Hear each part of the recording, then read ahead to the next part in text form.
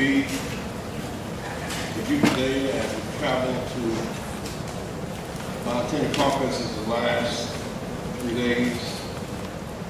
I find a special joy being in Charlotte, North Carolina,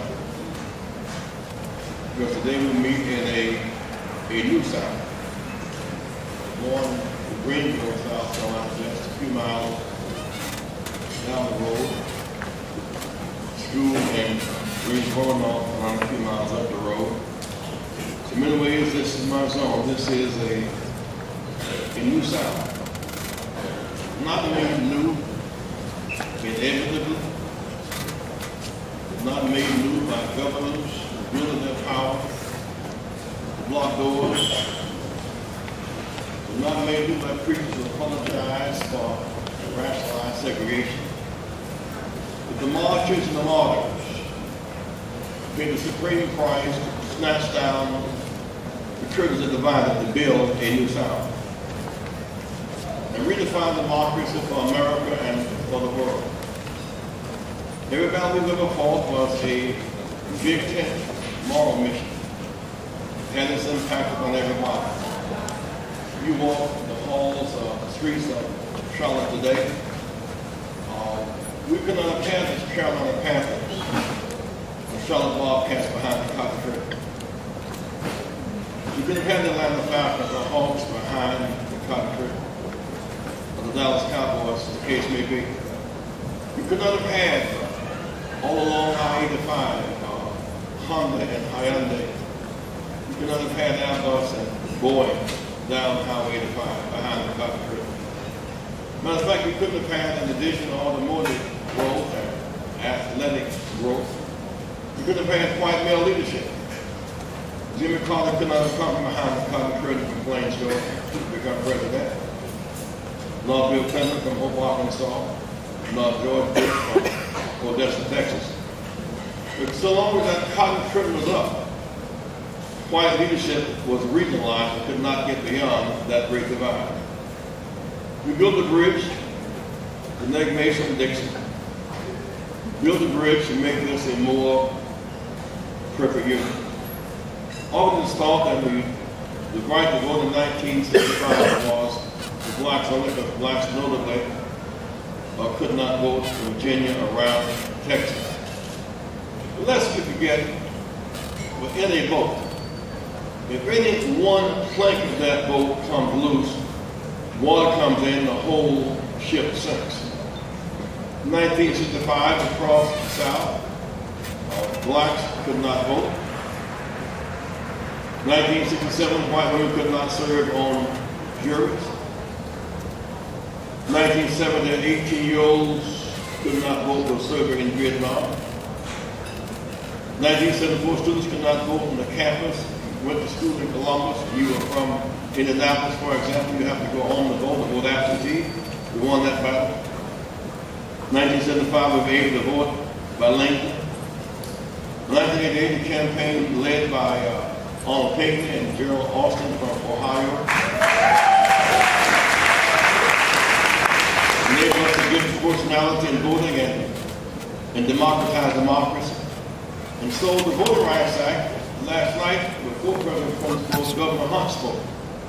Talked about what made the New South new. When the walls came down, the bridges were built, we in fact became a New South. Those walls that made the New South, all these new Southern workers are now working for high tech. We're now working for athletic and automotive industry. That came because of our struggle. Today, that Voting Rights Act is under attack. It's under attack. And we're in a convention, but life is in the countryside. Now we're in a bubble. Now we're having enjoyed great speeches of substance by Michelle Obama, who herself is an able, trained administrator and lawyer, who herself puts a focus on things that matter, such as childhood obesity and veterans care. And so I was not surprised when she made a great speech. I was delighted to watch her speak. Across the years, President Clinton take us predicted to a high place on last night. President Obama will take us to an even higher place tonight.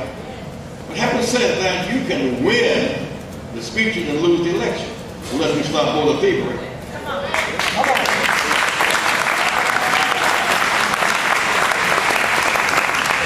We won the debate in 2000 and won the most votes and lost because of a stolen election.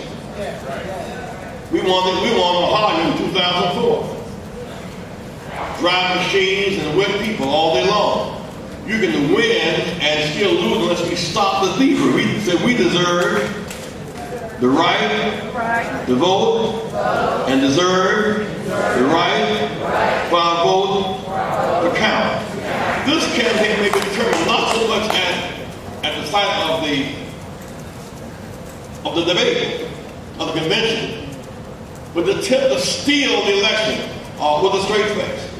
Between 1,100,000 purged in Ohio, the attempt to do that at least chills the outcome. 1 million in Pennsylvania, 500,000 in Florida. There's an attempt to thwart the free flow of democracy. And that's why winning court suits is a significant step. Beyond winning the court suit, Congresswoman, we can also revive the spirits of our people, because many people will take that just enough chill for them, not the extra step to vote. We must win this fight at the ballot box, not just at the convention. Win at the ballot box.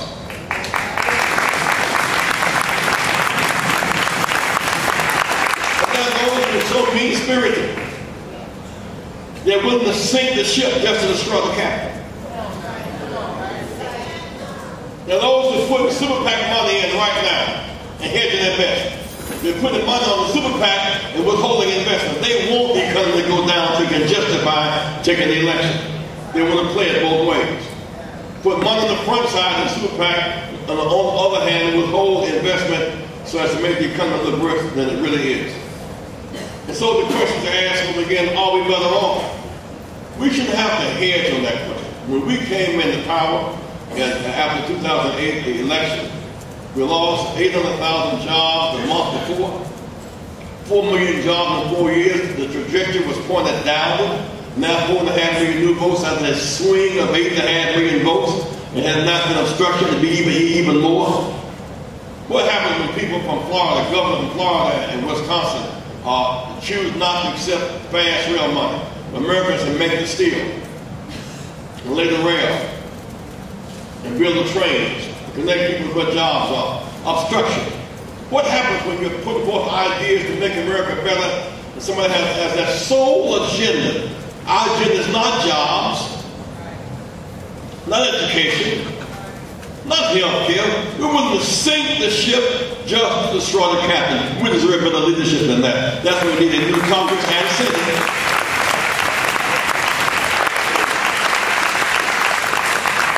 Don't stop there. The whole idea, you're a liar.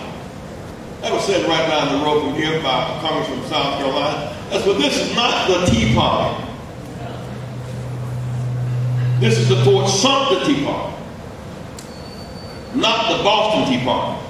It has deep roots in ideology. This is a states' rights Fort Sumter Tea Party, fundamentally anti-diffuse about racial justice, gender equality, and the fundamental to the Fort Sumter Tea Party is anti-workers' right, organized, anti-gender equality, anti-workers' rights. We're the people.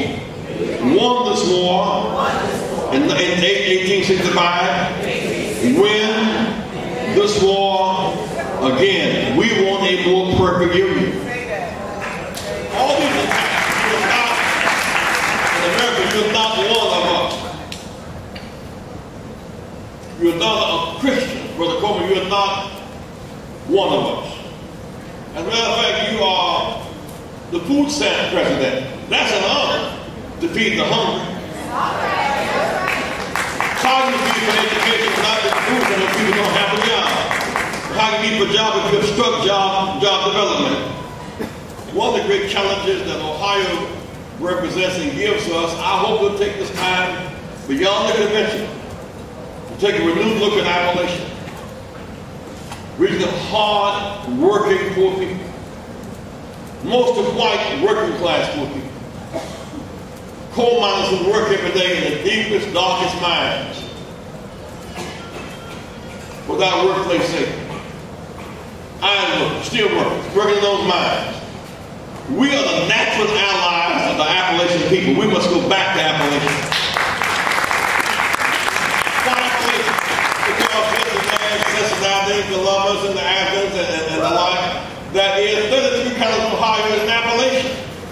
We cannot give away 33 counties and expect to win in a close race. Appalachia belongs to us. Appalachia needs Medicare. Appalachia needs Medicaid. Appalachia needs Pell Grants. Appalachia needs living wages. Appalachia needs Jimmy Carter. We are the allies of the people of Appalachia. And LBJ was smart enough to open up Warren Park in Athens, University of Ohio, Athens. Reason why, if he'd opened up the same campaign in Harlem, it'd been dismissed as racism for lazy Negroes. He took the case of poverty to Appalachia and deracialized the debate, took that away from them. Most poor people are not black, they're not brown, they're white, the female, they're young, whether white, black, or brown, hung the earth. Most poor people are not on the welfare. They work every day. They're TSA workers without health insurance. They work every day. They drive cabs. They work every day. They raise other people's children. They work every day. They work in hospitals. They work every day. They wipe the bodies of the sick. They work every day. When they get sick, they can't lie in bed. They make it every day. It's time for hope to expand. We thank God for a health care bill. Let it get bigger and bigger and bigger and bigger and bigger.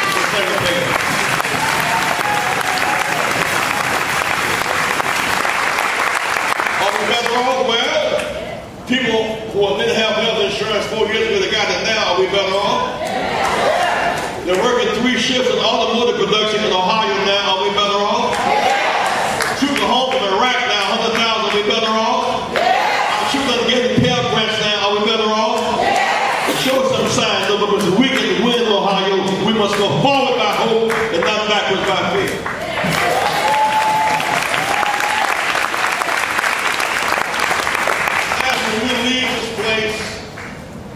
Go back home tomorrow. We will count down a kind of day for destiny. I hope the President tonight in his dress simply amplifies what he's already done. We're no longer threatened by Ben Laden. Less threatened by Al-Qaeda and the Taliban.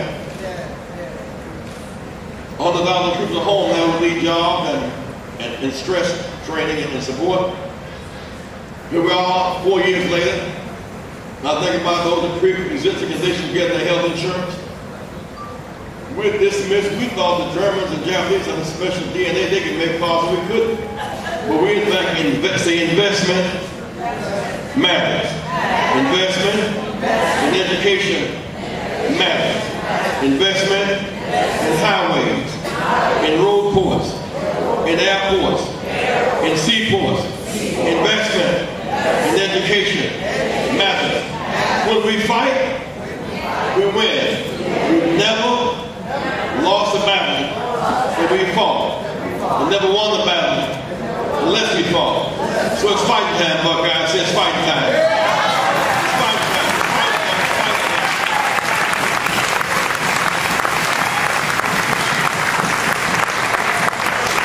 You know, all these should be raised, Mr. Mayor, the issue whether it's education, health care, a job, a home foreclosure, all those schemes, it starts with the right to protect the vote. Ohio is a battleground protecting the right to vote. And fighting that with Selma-like fervor. Say, Ohio, does not allow our votes to be taken and in national election stolen again. We survived 2004, dry machines, wet people. This time around, there'll be mass voting and direct counting of the votes. When we fight, even the playing field. We fight and make rules public and goals clear. We will